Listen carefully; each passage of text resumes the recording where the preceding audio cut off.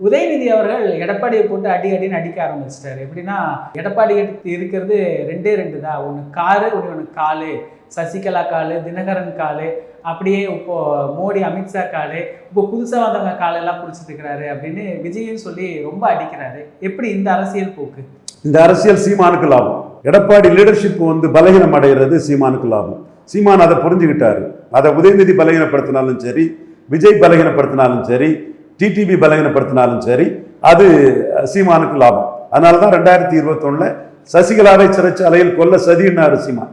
எடப்பாடிக்கு போக வேண்டிய ஓட்டுல பெரும்பகுதி முக்குளத்தோர் ஓட்டு சீமானுக்கு வந்துச்சு. இப்ப சீமான் சசிகலா, தினகரன், ஓபிஎஸ் இந்த 3 வரையும் எடப்பாடி அரசியல் ரீதியாக வீழ்ச்சி அடைய செய்ததும் 10.5 விவகாரத்தில் எடப்பாடி நிலைப்பாடையும் முக்குளத்தோர் வாக்குகள் எடப்பாடிக்கு எதிராக தனக்கு வர்றதுக்கான அரசியலை பண்றாரு. வீரப்பன், பொன்பரட்சி தமிழரசன் இந்த விஷயத்துல வன்னியர்ல ஒரு தரப்பை தன் பக்கம் இழுக்கிறாரு.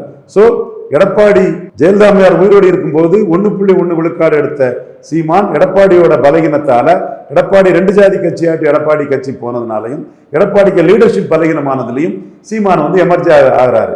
இப்ப 2024 நிலைப்பாட்டில இருந்து எடப்பாடி மாறி போனதும், பாஜகவும் காங்கிரசும் தமிழ்நாட்டுக்கு தேவையில்லாத ஆணின்னு மாறி போனதும், விக்கிரவாண்டி ஈரோடு கிழக்குல நிற்காததும் சீமானுக்கு லீடர்ஷிப்பை உயர்த்தும்.